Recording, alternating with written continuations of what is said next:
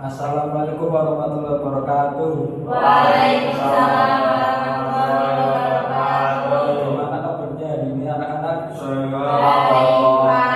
Apakah masih semangat untuk melakukan pembelajaran? Ini sebelum kita melakukan pembelajaran, kita doa terlebih dahulu. Mari kita membaca doa Bismillah bersama-sama. Bismillahirrahmanirrahim.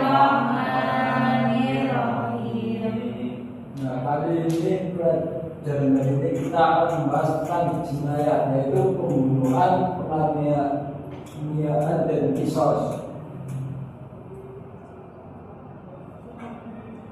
Pembunuhan secara bahasa adalah menghilangkan nyawa seorang.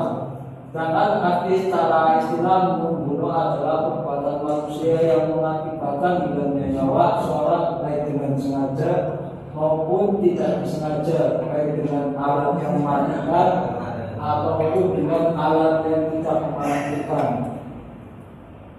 Menurut anak-anak, pembunuhan itu perbuatan baik atau tercela? Nah, ada macam-macam pembunuhan. Macam-macam pembunuhan ada tiga. Yang pertama yaitu pembunuhan secara sengaja. Contohnya yaitu apabila kita itu membunuh dengan sengaja atau niat kita membunuh seseorang. Nah, maka perbuatan tersebut dinamakan pembunuhan sengaja. Yang kedua, pembunuhan karena tidak sengaja. Contohnya saat kita berada di hutan terus memburu seekor rusa, namun kita salah sasaran sehingga membunuh manusia, maka perbuatan itu pembunuhan karena tidak sengaja, karena kita bukan ingin membunuh manusia tapi ingin membunuh rusa. Yang ketiga adalah pembunuhan karena kelalaian. Pembunuhan karena kelalaian seperti contohnya saat kita bekerja sebagai kuli bangunan. Nah, biasanya kan ada yang kerja di atas dan ada yang di bawah. Biasanya yang di bawah itu tidak sengaja ketimpa barang-barang atau bangunan yang jatuh atau rubuh, maka hal yang semacam itu dinamakan pembunuhan karena kelalaian. Lanjut. Nah, ada beberapa hukuman bagi pelaku pembunuhan. Pembunuhan dengan sengaja yaitu apabila pelaku itu membunuh seorang, maka dengan balasannya yaitu pelaku harus dibunuh, yaitu hukumannya setimpal. Pembunuhan tidak sengaja yaitu hukumannya yaitu orang yang membunuh tidak sengaja yaitu bayar diat, yaitu diat berat selama 3 tahun itu nyicil dari harta keluarga. Yang ketiga yaitu pembunuhan karena lalai. Hukuman bagi orang yang membunuh karena lalai yaitu harus membayar diat, namun diatnya bukan berat tapi ringan. Lanjut. Pengertian penganiayaan adalah perbuatan pidana atau tindakan kejahatan yang berupa melukai, merusak atau menghilangkan fungsi anggota tubuh. Penganiayaan dibagi menjadi dua, yaitu ada penganiayaan berat dan penganiayaan ringan.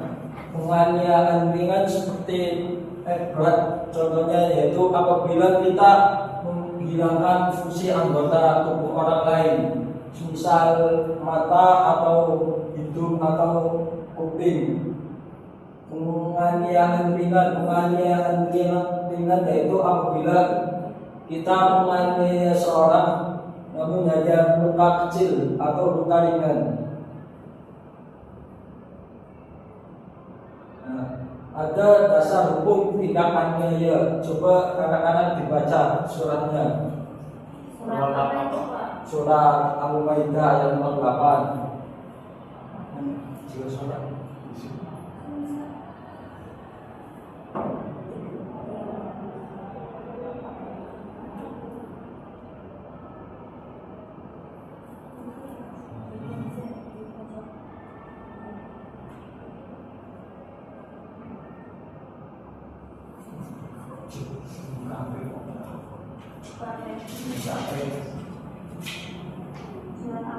Al-Maidah ayat 48.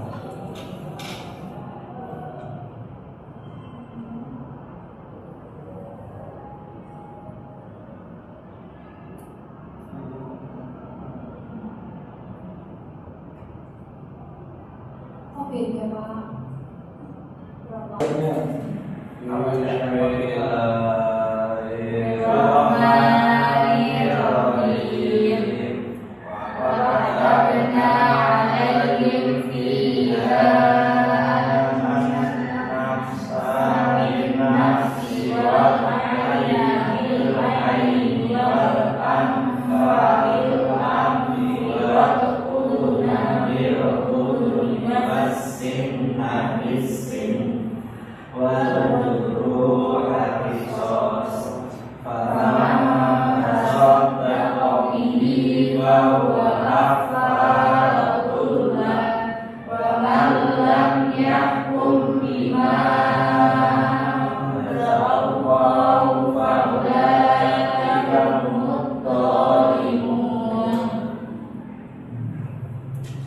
Artinya kami telah menetapkan bagi mereka Bani Israel di dalamnya Allah bila dengan nyawa mata dengan mata hidung dengan hidung telinga dengan telinga gigi dengan gigi dan luka-luka pun ada kisahnya balasan yang sama. Siapa yang melepaskan hak kisahnya, maka itu menjadi penebus dosa baginya. Siapa yang tidak memutuskan suatu urusan menurut ketentuan yang diturunkan Allah, maka mereka itulah orang-orang zalim.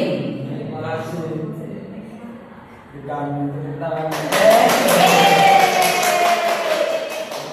Jadi surat Al-Maidah ayat 45 menjelaskan bahwa orang yang melakukan penganiayaan itu harus dibalas secara setimpal. Contohnya apabila dia menghilangkan nyawa, maka pelaku harus juga hilang nyawanya. Apabila telinga dengan telinga, gigi dengan gigi, dan mata dengan mata, bisa terjadi penebus dosa baginya.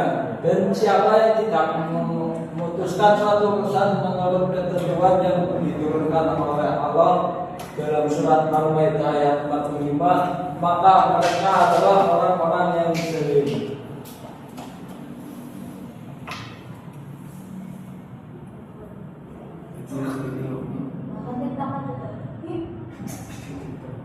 Ya mungkin begitu saja pembelajaran pada pagi hari ini.